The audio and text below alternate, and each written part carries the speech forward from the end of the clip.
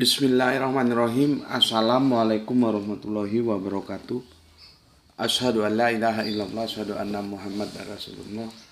Allahumma sholli ala sayyidina Muhammad wa ala ali sayyidina Muhammad. Kama sholaita ala sayyidina Ibrahim wa ala ali sayyidina Ibrahim. Bil alamina innaka Hamidum Majid. Sebelumnya kita panjatkan dahulu doa kepada Gusti Allah Agung untuk saudara-saudara kita yang telah memberikan sholawatnya kepada channel dakwah ini, sehingga channel ini dapat dengan setia eksis hadir dalam ruang-ruang diskusi kalian semuanya dimanapun kalian berada. Tentu dengan sebuah harapan, insya Allah sholawat itu akan menjadi catatan langit amal soleh bagi mereka dan keluarganya kelak, dan insya Allah akan terbalaskan dengan balasan yang lebih baik lagi.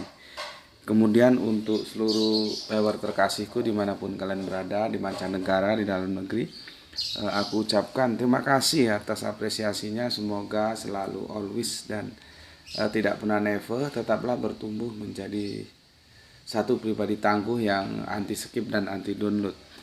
Bagi yang berkenan silahkan saja di share, tapi linknya ya, link kajiannya, jadi jangan diunduh, dipotong-potong lalu diunggah ulang. Aku tidak pernah kasih izin untuk yang seperti itu ya. Jadi silahkan di share linknya aja. Kemudian semuanya aku nggak bisa sebutkan satu persatu nama-nama kalian. Aku ucapkan terima kasih atas doa baiknya untukku dan keluarga, dan semoga kebaikan itu juga tercurahkan ya untuk kalian semuanya yang mendoakan. Sebagai sesama saudara, kita saling mendoakan dalam kebaikan, dan insya Allah doa kita bagian dari sekian banyak doa yang dikabulkan oleh Gusti Allah Agung. Amin amin ya robbal alamin. Oke, kita mulai kajian kita ya. Ini suasananya dari pagi tadi hingga kini mendung gelap dan sedikit ada rintik-rintik hujan, jadi dingin ya. Mentari lagi malu-malu tersenyum ya. Mohon dimaklumi kalau audionya insya Allah bagus ya, tapi videonya mungkin kurang cerah atau gimana, karena ya suasananya mendung ya. Coba kita bantu dengan lampu ya. Oke, semoga membantu meskipun sedikit ya. Maklumlah studionya memang seperti ini ya, jadi tidak perfect, tidak seperti yang memang didesain untuk studio, jadi ada lampu yang memang sudah disiapkan gitu ya. Oke, namun begitu apapun adanya, janganlah semua itu menjadi penghambat studi kita atau dakwah kita ya. Oke, kita berdakwah, kita belajar ya sesuai dengan apa yang bisa kita lakukan dengan kepemilikan kita, ya sudah, adanya begitu ya begitu ya. Jangan sampai kita dakwah kalau semuanya sudah perfect gitu. Karena nanti kalau nggak perfect nggak dakwah dong, dan dalam kehidupan ini belum tentu perfect itu bisa kita capai, kan begitu. Jadi berjalan saja apa adanya. Hari ini aku puasa, jadi kita slowly ya, seperti Selasa yang lalu juga ya. Julukan-julukan Al-Quran untuk manusia ya. Pada saat ini kita bahas tentang keledai ya, seri 12 kemarin, maka sekarang seri yang ke-13B.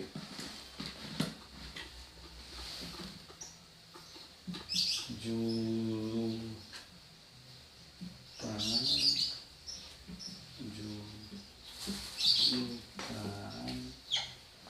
ya Al-Quran.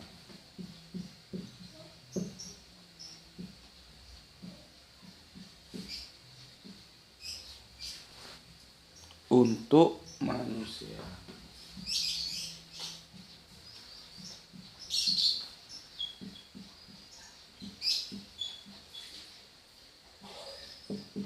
Yang sedang kita bahas adalah keledai.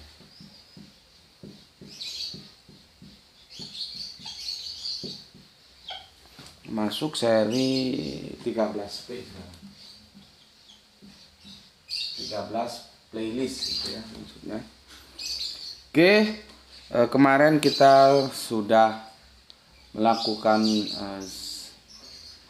singular ya, dia tidak strike tapi berputar-putar kemana-mana. Dan sudah aku jelaskan ya apa itu onta bagi kehidupan perspektif budaya antropologis Arab ya, bangsa Arab, sehingga orang dijuluki kamu itu onta gitu ya. Terus bagaimana sid'ah itu tidak muncul ya, yang muncul justru Jum'ah, itu sudah kita bahas juga. Terus apa lagi,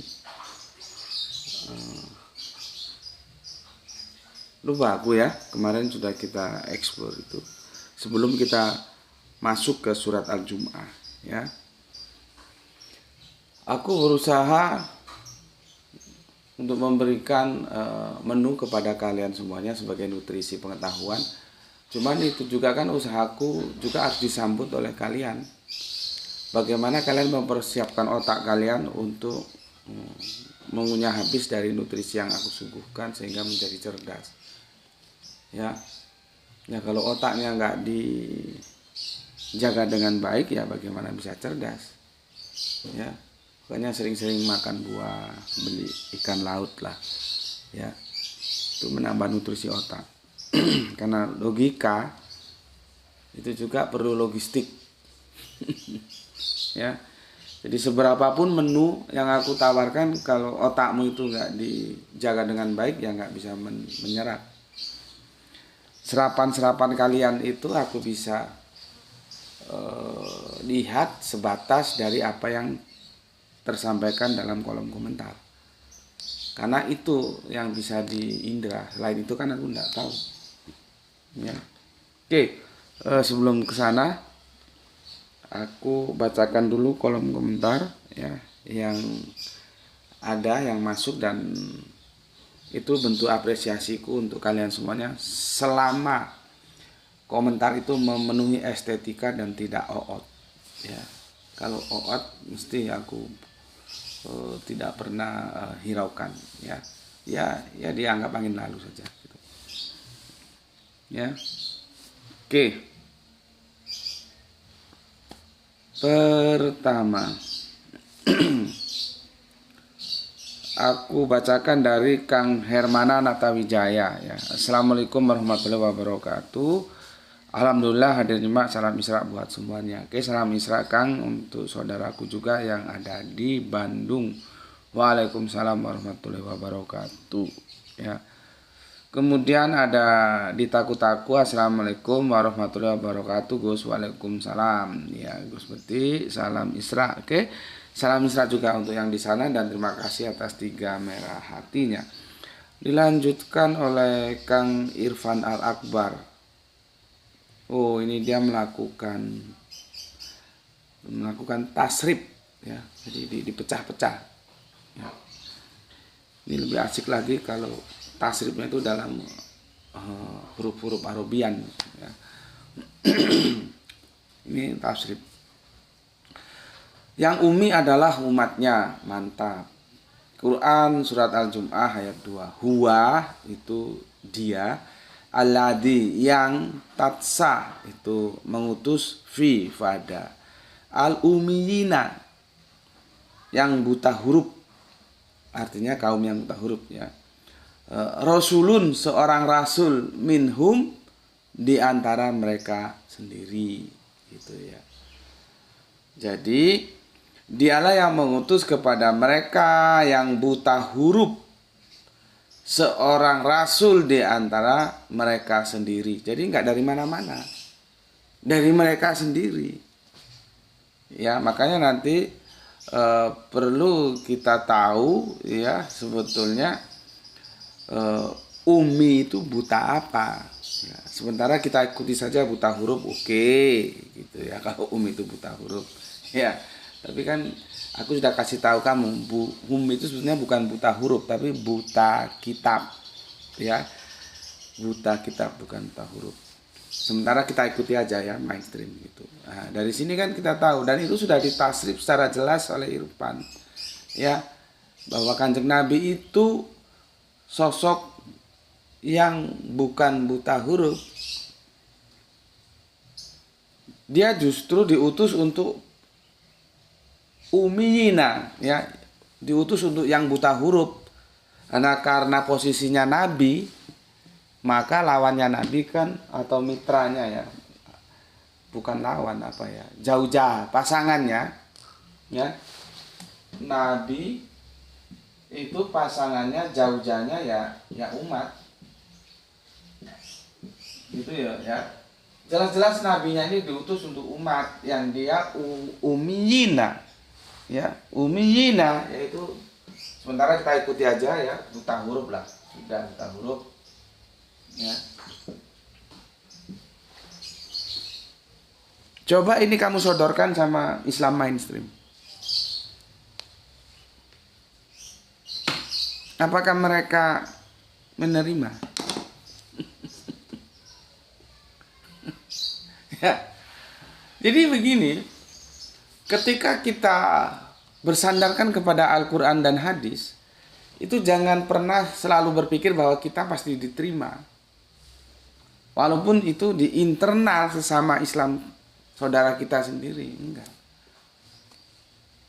Makanya kan aku sudah bilang, dogma itu sifatnya universal. Entah dia kepada siapapun, dia dicangkokkan ke dalam otaknya, entah itu kepada orang Islam, entah itu kepada orang kafir. Dogma itu akan menumpulkan rasionalitasnya, maka dia akan menjadi goblok alias bodoh, bincengoh, ngah-ngoh, plonga-plongo. Itu kerja dogma seperti itu. Itu universal, seperti aku menjatuhkan benda ini ya. Dia mesti ke bawah. Meskipun agamaku Islam, nanti datang lagi agamanya Kristen seperti ini, mesti ke bawah. Ya, nanti yang Hindu ya mesti ke bawah. Yang Buddha ya mesti ke bawah. Yang ateis sekalipun ya mesti ke bawah. Itu namanya aksiomatis. Ya, sesuatu yang tidak bisa dibantahkan, ya harus begitu, itu exactly. Sunatullah, ketentuan dari Gusti Allah Agung. Dogma juga begitu. Kepada siapa saja kalau dia sudah mancep, dia akan menumpulkan otak menjadi goblok, menjadi jahil. Ya, jadi kalau mungkin merasa nggak ngeh dengan ucapanku yang sering bilang goblok-goblok itu, ya diganti aja dengan bahasa Arabian, apa? Jahil. Apa jahil? Ya jahil itu ya goblok, sebetulnya sami mawon. Ya. Gak bisa. Makanya kan aku sudah bilang, kita di sini berusaha untuk menjadi yang awalnya Islam kebetulan menjadi Islam betulan. Dalam perspektif Islamnya yang betulan, dia menolak dogma. Ya. Kan sudah aku ceritakan kemarin bagaimana aku diseruduk dari pihak Kristen, juga dari pihak Islam, nyeruduk. Ketika aku bilang bahwa aku menolak Nabi yang buta huruf gitu. Ya. Memang sih narasi itu yang menjadi tajuk itu narasi yang harus diterima oleh orang-orang yang cerdas lah, karena itu kan narasinya itu yang menjadi tajuk itu kan retorika. Aku menolak Nabi yang buta huruf, bukan berarti aku menolak Kanjeng Nabi Muhammad. Ya, yang kemarin sudah aku jelaskan. Ya, akhirnya ada yang ngomong seperti itu sesat, tidak taat ulama, ya macam-macam lah. Ya itu harus kita terima.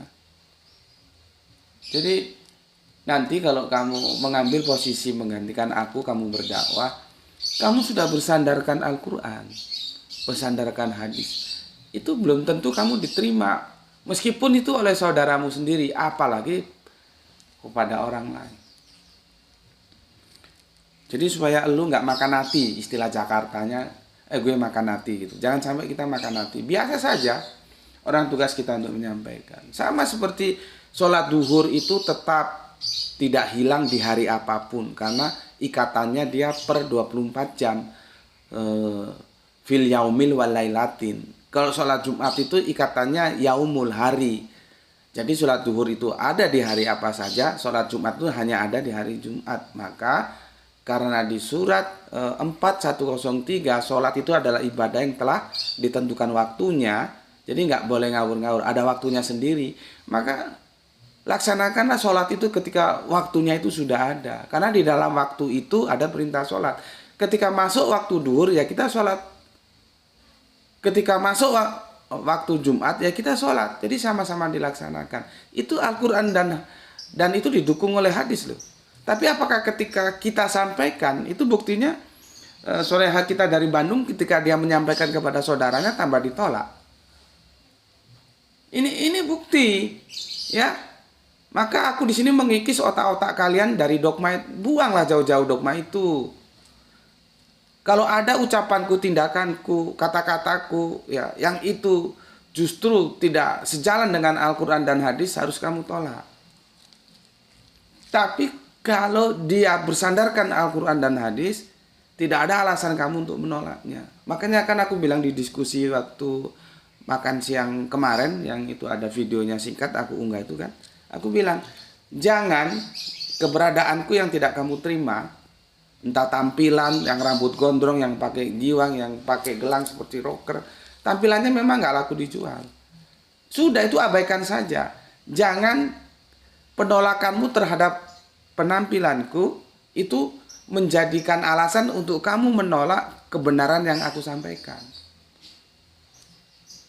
Aku kalau ngisi kajian seperti itu. Karena orang biasanya nggak bisa melakukan meskipun hafal apa yang disampaikan oleh sahabat Ali. Lihat apa yang diomongkan, jangan siapa yang ngomong. Kita kan jauh panggang dari api. Itu menjadi ucapan kita tapi tidak menjadi tindakan kita. Harus jujur diakui begitu. Nah, kalau misalkan jujur ya, di antara kalian sajalah, nggak usah jauh-jauh. Ada yang mengikuti perintahku untuk jangan sekali-sekali meninggalkan sholat duhur di hari apapun termasuk Jumat. Duhur dan Jumat sama-sama diperintah, sama-sama dilaksanakan. Aku sudah memaparkannya beberapa waktu lalu menurut Al-Quran dan hadis seperti itu. Apakah di antara kalian semua ini terus menerima, mengikuti? Belum tentu. Belum tentu. Ya, karena kalian sudah terdogma oleh pendapat guru-guru, kiai-kiai, ustadz-ustadz kalian yang juga salah itu. Cuman kan sulit untuk keluar dari dogma. Karena apa ya? Karena gobloknya itu. Dan aku sudah paparkan, kalau kamu belum bisa membantah ini, maka kamu wajib mengikuti dulu. Sambil mencari argumentasi lain, mungkin ada yang bisa membantah. Kalau nanti sudah ketemu argumentasi lain dan bisa membantah, kamu tinggalkan. Begitu. Bukannya ini dibantah nggak bisa, tapi masih mencari dalil-dalil untuk membantah. Padahal dalil itu nggak ada. Tapi dia juga nggak melaksanakan apa yang aku sampaikan. Apa nggak goblok namanya seperti itu? Coba otaknya dipakai. Ya, kita itu manusia, bukan binatang yang nggak punya otak. Kok dikasih tahu ngerti gitu loh. Ini Al-Quran, ini hadis. Ini begini ceritanya, pemaparannya begini gitu loh. Tapi kan gue juga nggak jamin yang ngaji di sini ini ngikuti apa yang gue sampaikan. Tapi ya seperti tadi, gue enjoy saja. Orang tugas gue juga cuma menyampaikan kok. Lo tanggung jawab nanti kalau di sana ya tanggung jawab sendiri-sendiri. Ya, mungkin sudah kebal, mungkin sudah jadi sehingga berani meninggalkan sholat 5 ya. Sholat duhur itu bagian dari sholat 5. Mungkin sudah kebal, sudah tahan api lah ya. Atau sudah punya orang dalam ya. Ya terserah saja lah. Aku hanya menyampaikan. Begitu juga tentang Kanjeng Nabi itu melek huruf atau buta huruf. Itu sudah ditasrif begitu jelas oleh si Irfan. Coba sodorkan kepada mereka. Apakah mereka menerima? Oh iya ya, Nabi Muhammad itu melek huruf nggak buta huruf. Padahal apa yang ditasrif oleh Irfan itu Qur'ani itu. Mau dibantah itu Quran. Siapa yang umi? Nabi Muhammad atau umatnya? Karena Nabi itu pasangannya jauh-jauhnya umat. Lalu pertanyaan kenapa? Tapi kan Nabi Muhammad juga disebut umi. Iya, Nabi Muhammad itu disebut umi sebelum peristiwa Gua Hira. Setelah Gua Hira selesai dan beliaunya studi Al-Quran dibimbing Jibril, selesai 6.236 ayat selesai tuntas. Dia yang awalnya belajar berubah menjadi mengajar, menjadi nabi, diwisuda menjadi nabi, ngajarin kita. Pada saat beliau menjadi nabi itu sudah tidak umi lagi. Bagaimana dia mau mengajarkan Al-Quran tapi dia umi terhadap Al-Quran? Kan ya tidak mungkin. Jadi dilihat tempus delictinya. Kita harus lihat satu narasi itu tempus delictinya bicaranya pada waktu mana. Ya. Jadi ketika beliau sudah jadi nabi, beliaunya sudah tidak umi. Yang masih umi umatnya. Dari kalangan mereka sendiri, siapa itu? Bangsa Arab.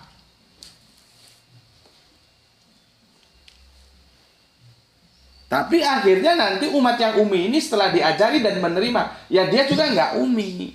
Karena dia sudah menjadi ahli kitab. Jadi ahli kitab itu juga kita sekarang ini ya ahli kitab. Karena kita menerima kitab. Kita sudah tidak bisa lagi dikatakan buta kitab. Kalau umi seperti yang aku jelaskan, umi itu buta kitab, bukan buta huruf. Tapi kan sementara aku ngikuti, ya udahlah kita ikuti mereka aja lah, umi buta huruf, oke gitu. Sebenarnya bukan, umi itu buta kitab. Artinya kita belum mendapatkan kitab. Kitab itu diterima dahulu oleh saudara tua kita, Yahudi dan Nasrani yang notabene kalau rasnya, bangsanya itu Israel. Baru kemudian di Arab. Ya, itu. Ya ini sebagai contoh. Coba Irfan aja lah. Kamu masuk ke pondok, Bang, tawarkan apa yang kamu sudah deskripsikan secara bagus, secara tepat, dan Qur'ani sekali. Ini yang dideskripsikan Irfan ini Qur'an loh, bukan asal ngoceh dia. Tapi apakah ketika Irfan bilang Nabi itu melek huruf, apakah diterima? Coba ketika saya ngomong, ayo kita laksanakan sholat zuhur di hari apapun. Kita laksanakan. Kalau hari Jumat, ya kita laksanakan juga sholat zuhur. Jumatnya, ya kita laksanakan sholat Jumat. Kenapa? Dua-duanya diperintah. Itu Qur'an nih. Ketika aku ngomong, apakah diterima? Belum tentu. Maybe yes, maybe no. Gitu. Ya. Jadi, ini semua menjadi... Gini loh, aku tidak akan membekali kalian hanya sebatas pengetahuan saja. Tapi mentalitasnya harus dibekali. TOT, ya. Training of Trainer. Karena aku ingin kalian akan melanjutkan estafet perjuangan dakwaku gitu ya. Jadi aku boleh selesai karena kita semua kullu nafsin dha'iqatul maut, tapi dakwah ini jangan selesai ya. Makanya aku sampaikan pengetahuan ke kalian. Nah, kalian nanti dalam menekuni aktivitas dakwah itu tidak hanya bermodalkan pengetahuan, tapi mentalitas, moralitas, kesiapan menerima resiko. Itu aku ceritakan itu supaya kalian juga siap. Seperti kemarin lusa ya, aku bilang secara pendapatan iklan ini tidak membahagiakan. Bayangkan 250.000 itu dapat apa?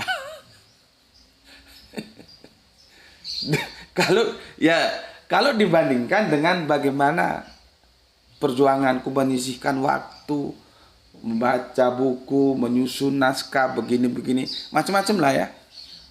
250.000 itu loh, dapat apa? Ya entah itu karena di skip, entah itu di iklan. Makanya kita harus banyak-banyak berterima kasih kepada saudara-saudara kita yang telah bersolawat lewat infak dakwah. Karena itu juga menjadi napas kehidupan dari jalannya dakwah. Karena nggak ada apapun yang tidak pakai duit itu nggak ada. Jangan bermimpi ada makan siang yang gratis. Nah, itu aku sampaikan. Jadi misalkan nanti kamu menekuni dunia dakwah dan dari dakwah itu kamu bisa terdukung kehidupanmu. Ya alhamdulillah, nggak apa-apa. Cuman pesanku harus dalam taraf kepantasan. Jangan sampai kamu menjual agama. Nggak apa-apa, aku senang punya santri seperti itu. Ya, aku senang. Tapi kan tidak semuanya seperti itu. Artinya kalau nanti dalam dunia dakwahmu ternyata tidak yang seperti apa yang orang-orang dapatkan ya. Seperti yang aku ceritakan itu tadi ya.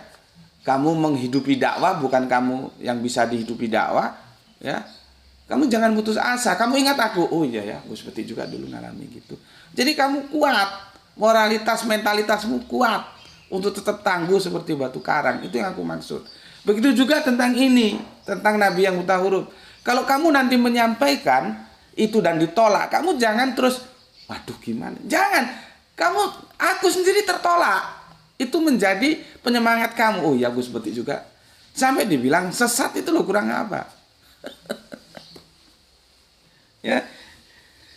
Maka aku kadang-kadang ceritakan hal-hal yang seperti itu untuk membangkitkan supaya kamu itu pas bandrol, tahan pukul untuk menghadapi apa-apa nanti yang ada di aktualisasi lapangan dakwah itu. Di samping juga tentunya yang kita lakukan setiap hari adalah penambahan nutrisi otak dengan pengetahuan agama. Itu, ya, paham ya? Oke. Terima kasih untuk Irfan yang telah melakukan, aku bilang ini tasrif, bukan tahrib ya. Kalau tahrib itu perubahan, dia merubah. Kalau ini tasrif, pemecahan. Sebetulnya tasrif itu pemecahan kata, ya. Ya ini sudah dia pecah ya. Huwa, dia, alaji, yang, tatsa, mengutus, fi, fada gitu. Ini kalau gue kan sudah bilang gue nggak mampu Arabiunnya. Kalau ini dituliskan dalam Arabiun itu bisa asik banget gitu ya. Tapi nggak apa-apa, ini juga sudah bagus ya. Oke, jadi clear ya. Yang buta huruf itu siapa? Apakah Rasulullah? Bukan, tapi umatnya. Siapa yang bilang? Al-Quran. Di mana? Surat Al-Jum'ah ya. Ayatnya yang berapa? Yang kedua. Gitu aja ya. Sampaikan saja, mereka ikut, monggo, enggak juga enggak ada masalah. Jangan menjadikan ganjalan dalam hatinya. Oke, kemudian soleha kita Gispati, alhamdulillah hadir. Salam Isra Tuan Guru dan semua yang ngaji. Oke, terima kasih. Bagaimana kabar bundanya? Semoga cepat sembuh ya, Gispati ya. Oke, terima kasih atas 3 merah hatinya. Semoga Gusti Allah Agung memberikan kesembuhan untuk bunda tercinta. Kemudian untuk Kang Yudi ya. Assalamualaikum Gus. Waalaikumsalam. Kencing onta sebagai obat, kalaupun bisa paling hanya sugesti saja. Selain itu, Ayas juga belum tahu ya kandungan-kandungan yang bisa jadi obat dalam kencing onta. Salam Isra, salam Isra. Oke. Waalaikumsalam untuk Kang Mas Wahyudi, jagoan kita dari Singosari. Ya memang begitu. Makanya kalau teman-teman kafir menyuguhkan itu, aku sih ya senyum saja.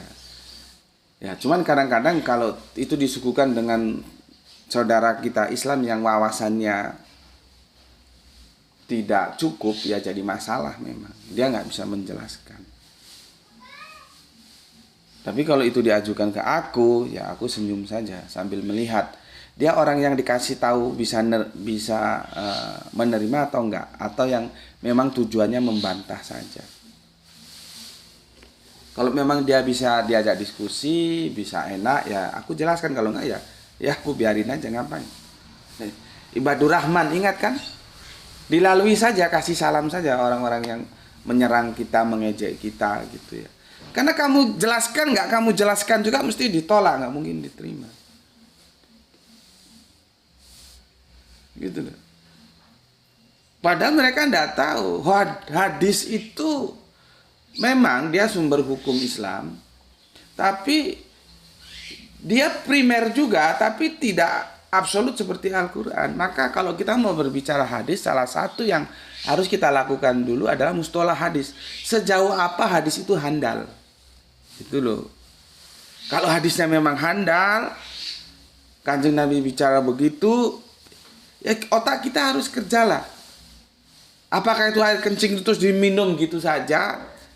Atau perlu proses ya, bagaimana diolah sehingga dia menjadi obat, ya harus dibawa ke laboratorium seperti yang dibilang oleh Wahyudi itu. Dalam air kemihnya, air kencingnya onta itu ada kandungan-kandungan apa saja gitu loh. Karena Nabi itu bukan dokter. Gitu loh. Sama dengan aku bilang, Al-Quran itu ada informasi segala macam, ada informasi kesehatan, tapi dia bukan buku kedokteran. Ada informasi sejarah, tapi dia bukan buku sejarah. Itu loh. Sama dengan Nabi. Nabi, kalau memang hadisnya itu bisa dipertanggungjawabkan handal dan itu sahih, Nabi berkata demikian, ya lakukan tes, masuk ke lab. Gitu. Cuma kan kalau kafir-kafir goblok dikasih tahu gini ya, ya kalau yang dia memang bertanya untuk mencari pengetahuan dia akan terima, ya, dan tidak harus diimani. Memang iman itu urusan sendiri-sendiri. Sebagai penjelasan intelektual dia terima. Tapi kalau yang anjing babi itu percuma kamu kasih tahu nggak kasih tahu. Ya, percuma gitu. Oke, itu untuk Kang Mas Wahyudi. Kemudian Kang Sahran Gipari menyimak setelah 1 jam tayang. Mantap. Mendung dari pagi hari ya. Sama di sini juga mendung sekarang ini ya. Sampai sekarang masih mendung ya. Kemudian saudaraku, bapak dosenku ya, Kang Mas Arlison Ginting, Master Teologi. Ikut nyimak Kang Mas, salam sehat selalu, tetap semangat. Oke, terima kasih untuk Kang Mas Arlison Ginting yang ada di belahan utara Sumatera ya. Terima kasih atas 3 merah hatinya dan sehat selalu. Doa yang sama untuk semua saudaraku yang ada di Tanah Karo ya. Dan juga untuk Kang Mas Arlison Ginting, Bapak dosen kita bersama keluarga ya, semoga sehat selalu. Terima kasih telah meluangkan waktunya untuk bersedia ngaji bersama teman-teman di sini. Terima kasih Kang Mas. Sehat selalu nggih. Semoga karirnya juga terus meningkat. Kang Mas Aljus Mas Duki hari keempat di saat cuaca mendung merundung. Mendungnya merundung. Oke, kemudian terima kasih untuk Kang Aljus Mas Duki dari Bandung. Kita ke Deli Serdang. Assalamualaikum, waalaikumsalam. Deli Serdang Jenji Magus. Semoga keluarga di Batu selalu diberikan kesehatan yang prima dan rezeki yang berkah, serta salam Isra untuk semuanya saudara yang ngaji di channel ini. Oke, terima kasih Bapak atas doa-doa baiknya dan semoga kebaikan doa itu juga tercurahkan bagi Bapak dan keluarga bersama saudara-saudara di sana. Salam Isra untuk semuanya. Terus ada Erli Yuliani, gue kagak tahu ini soleha kita ada di mana ya, baru masuk sepertinya, semoga betah. Ya, kalau memang viewer lama cuman komentatornya yang baru ya nggak masalah, tapi kalau viewer baru, komentator baru ya, mungkin bisa bersosialisasi dulu ya biar tidak ada kekagetan. Banyak tanya, banyak bersilaturahmi bersama senior-seniornya di sini. Oke, kemudian Pak Lurah kita dari Tangerang, Pak Ikhwan Tamim. Alhamdulillah nge-like pertama. Salam Isra, semoga memperoleh rezeki yang barokah dan kesehatan yang prima. Yang buta huruf itu kaumnya. Mantap Pak. Jadi yang buta huruf itu kaumnya. Ya, seperti apa yang ditasrif oleh Irfan tadi ya. Oke. Jadi sekarang sudah ngerti ya yang buta huruf itu kaumnya. Itu yang kita dapatkan dari kemarin setelah singular ya. Di ayat yang kedua dari sholat Jumat. Padahal fokus kita sebetulnya di ayat yang kelima nanti. Oke. Seperti yang aku bilang kan, dari komentar itu nggak ada yang membahas tentang kenapa Jumat, kenapa nggak sita, nggak ada. Sudah berkali-kali, ya, nggak ada yang mampu. Ya, oke, kita sekarang masuk ya ke kajian selanjutnya ya. Ini aku hapus dulu. Yang tolong ambilkan handphoneku di kamar. Handphonenya nggak ada. Mungkin tabnya, terserah tab yang mana. Ya. Oke, kita lanjutkan.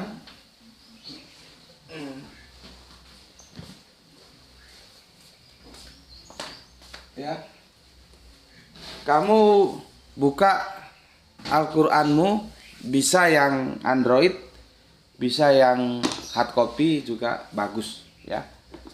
Kita kembali menuju ke surat Al-Jum'ah. Aduh, yang ini habis anunya, casnya. Mungkin yang satunya lupa nggak di cas ya.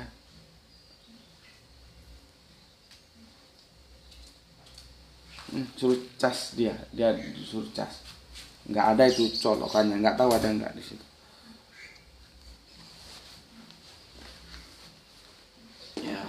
Aku bersihkan dulu. Loh, kena air. Ini kena spidol hitam, jadinya hitam seperti ini. Ya, sudah?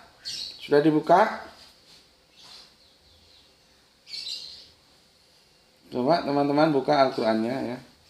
Oh, dia kena air basah, enggak mau. Bentar. Baru mau. Buka surat Al-Jum'ah ya. Surat yang ke-62. Bisa Android, bisa hard copy. Ya, hard copy lebih bagus ya. Kalau Android ini kan untuk membantu supaya cepat aja, tapi lebih lengkap itu di hard copy-nya. Surat yang ke-62 ya. Ayat yang pertama sudah, yang kedua sudah. Sekarang kita masuk ayat yang ketiga. Ya.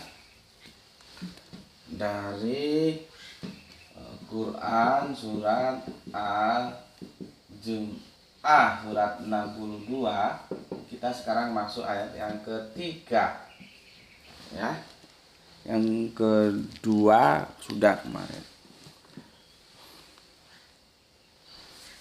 Ya.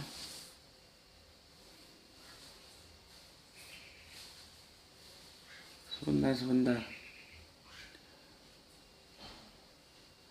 Belum. Surat yang kedua belum tuntas ya. Sorry. Masih berhenti ya di tengah.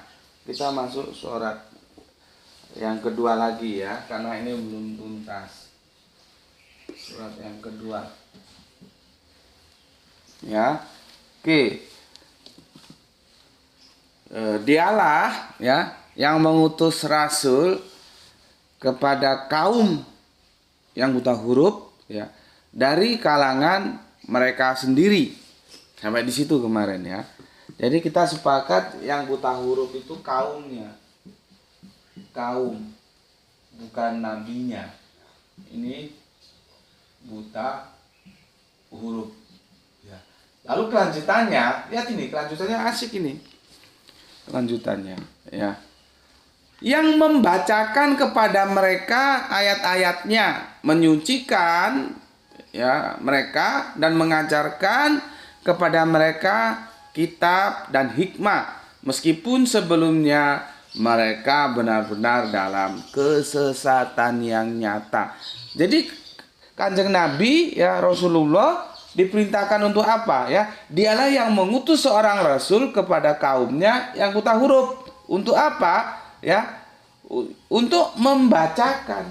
Itu bisa baca nggak namanya?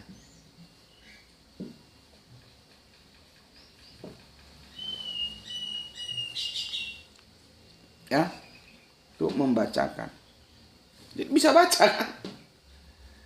Ya, ya nggak mungkin Allah mengutus nabi ya kepada kaum yang buta huruf, nabinya sendiri buta huruf.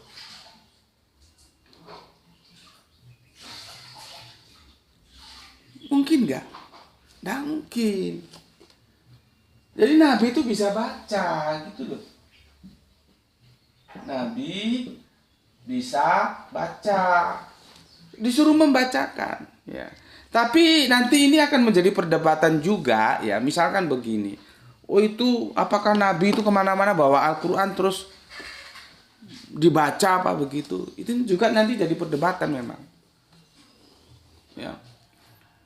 Sekarang begini, misalkan ya, kita baru sholat berjamaah ya, terus ada salah satu yang komentar, imamnya bacaan suratnya bagus rek, gitu.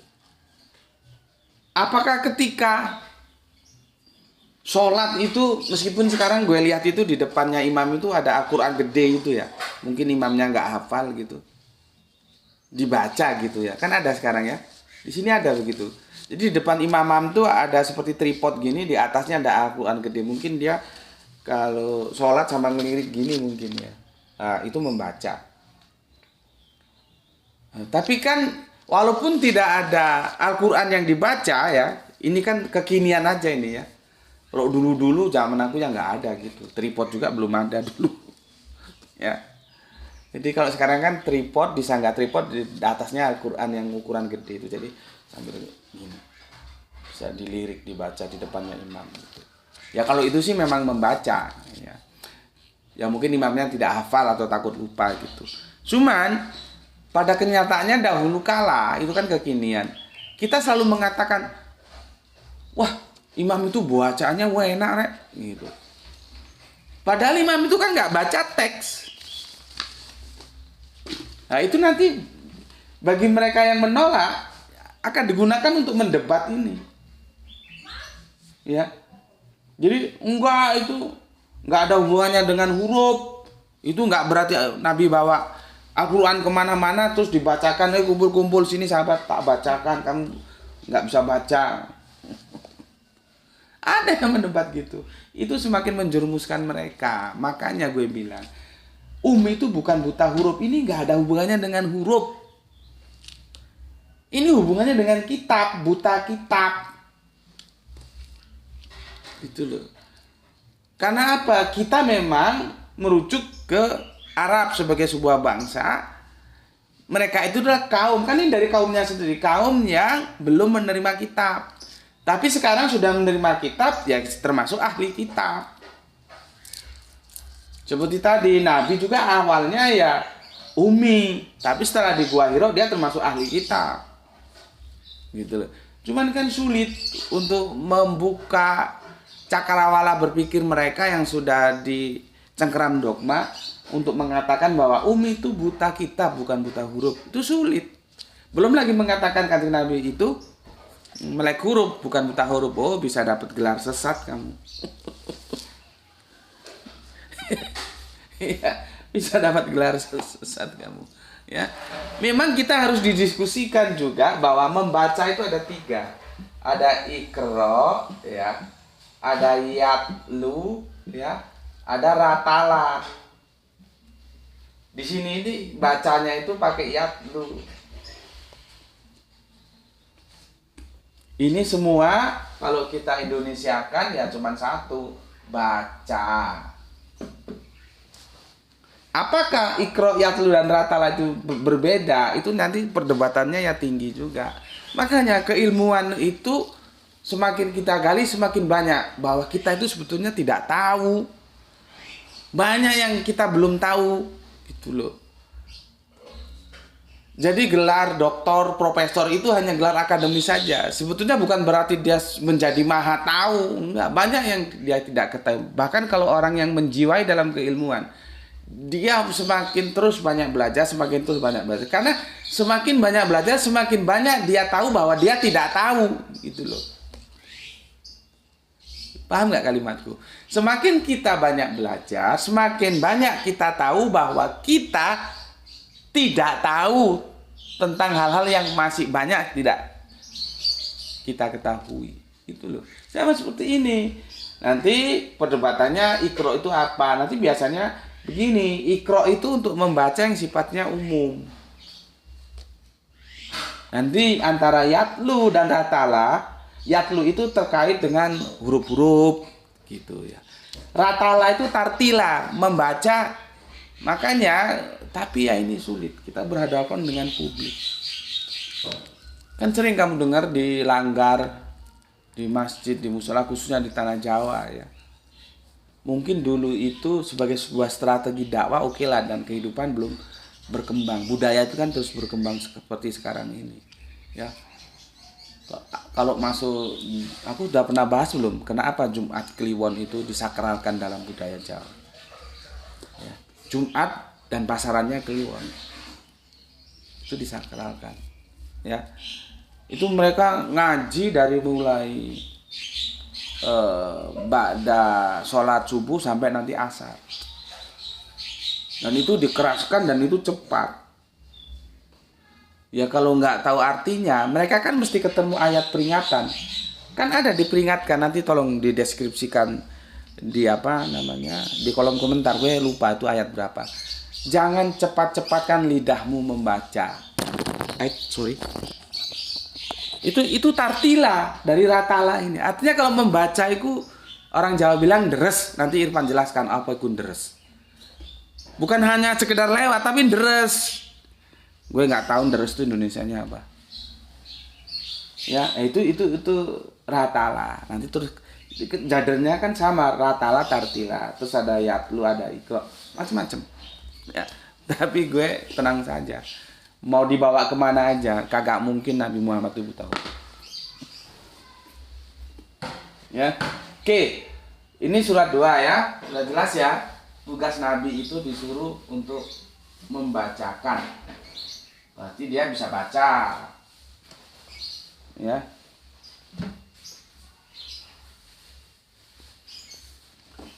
Ranti itu loh, kelas 4 SD, dia kalau suruh menghafalkan A, B, C, D, E, F, G itu dia bisa. Sekarang abjad itu sebenarnya dari bahasa Arabian, abjadun ya. Tapi kan jarang yang tahu, dikira itu bukan bahasa Arabian. Abjad itu dari abjadun. Latin itu ada berapa? Ya, dari A, B, C, D, E, F, G gitu. Itu Ranti apal, anak kelas 4 SD. Ini Nabi, seseorang yang dipilih Allah, dimuliakan oleh Gusti Allah Agung ya, untuk merubah peradaban kehidupan dunia agar manusia itu beradab sehingga Islam itu menjadi puncak peradaban. Terus untuk menghafal alif batak sajim yang berapa karakter itu nggak bisa.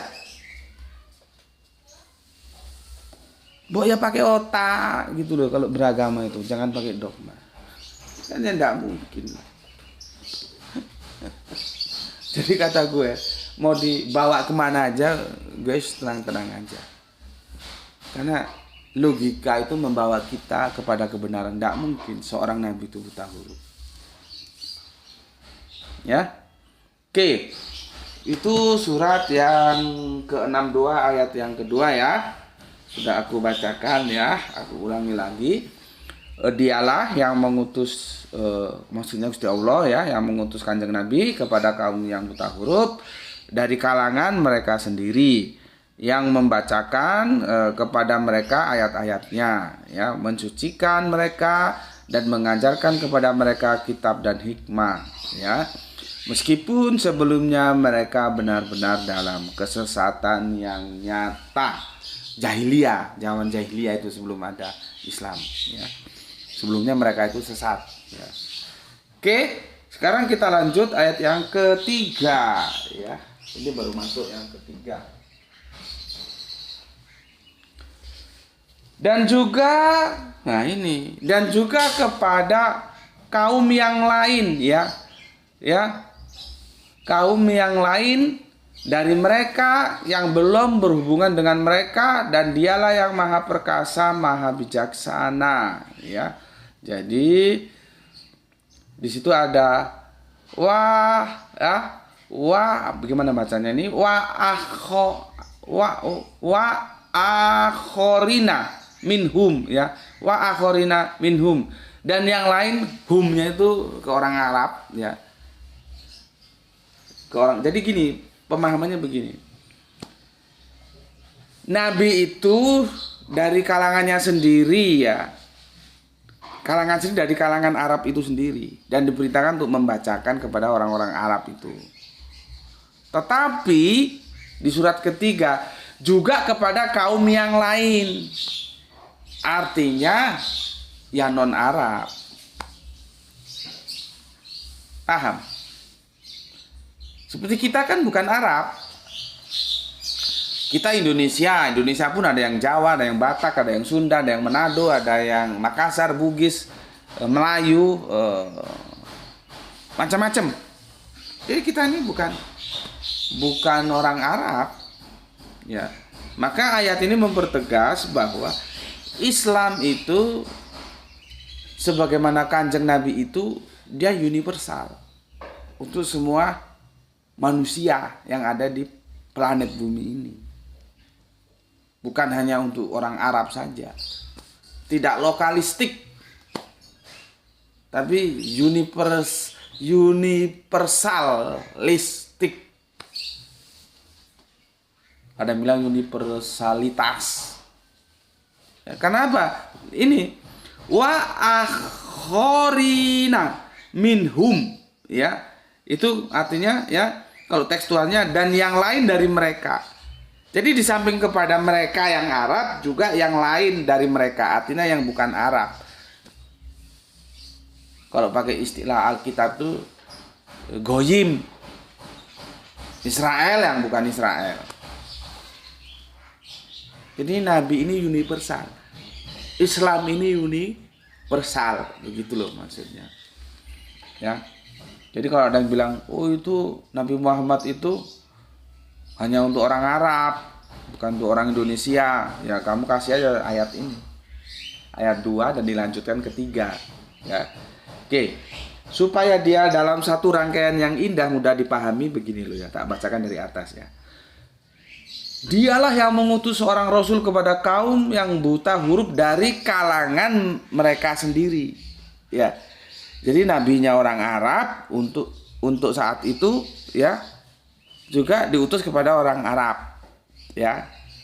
Ya, dari kalangan mereka sendiri, dari Arab untuk Arab gitulah ya.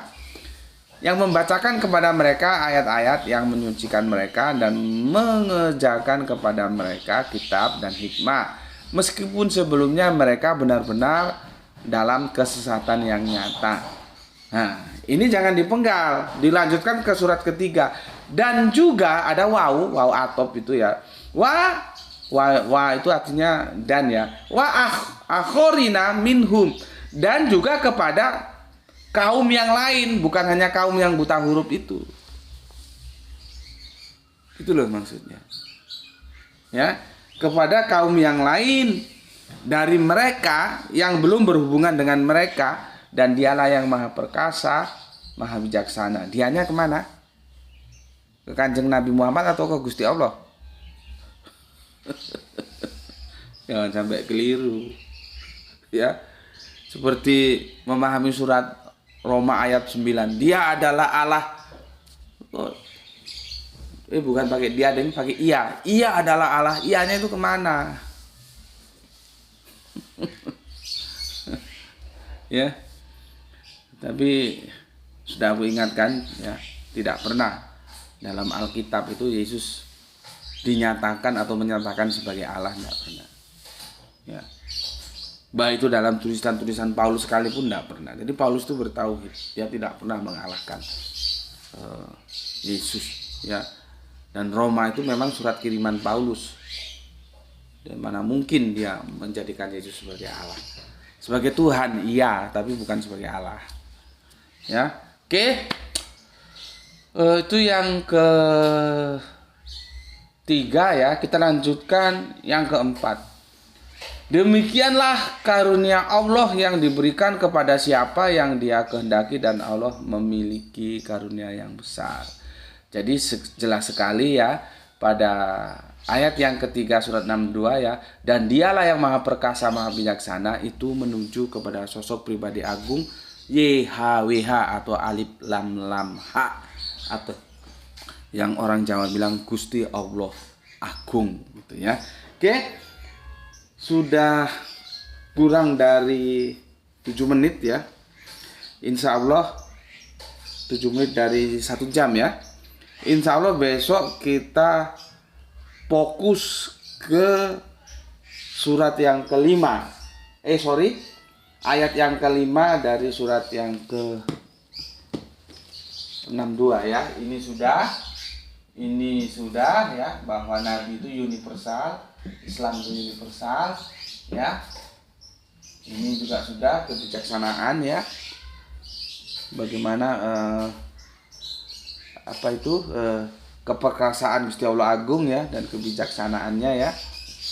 Di situ sudah ya, kebijaksanaan, kemuliaan, kekuasaan gitulah ya, dari Gusti Allah Agung ya. Kemudian yang kelima, ini insya Allah besok kita lanjut. Dia akhir dari pembicaraan kita untuk merujuk kepada keledai ya. Oke, sampai di sini dulu ngaji kita ya. Ini nggak ada kopi, jadi bukan nggak ada kopi, nggak boleh minum kopi jadi halus seluli ya. Sampai di sini dulu, insya Allah besok kita lanjutkan insya Allah besok seri 14P kita tuntaskan tentang keledai ini ya. Nanti terserah kamu apakah kamu ingin jadi keledai atau enggak gitu ya. Oke, pesan aku, jaga Allah, jaga Kanjeng Nabi, jaga Al-Quran, jaga sholatmu dalam bingkai iman Islammu yang paling dalam, tapi tetaplah memberi hormat kepada saudara kita yang memilih jalan lain karena mereka tetap saudara kita ya. Simpan itu semua dalam hatimu yang paling dalam menjadi milikmu terindah, tetapi jangan lupa menghormati saudara kita yang memilih jalan lain. Oke, semoga kita mendapatkan keberuntungan, rezeki yang barokah dan kesehatan yang prima. Terima kasih telah mengalokasikan waktu untuk ngaji bareng bersama Gus Betik di channel ini. Salam Isra untuk semuanya. Alhamdulillahirabbil alamin.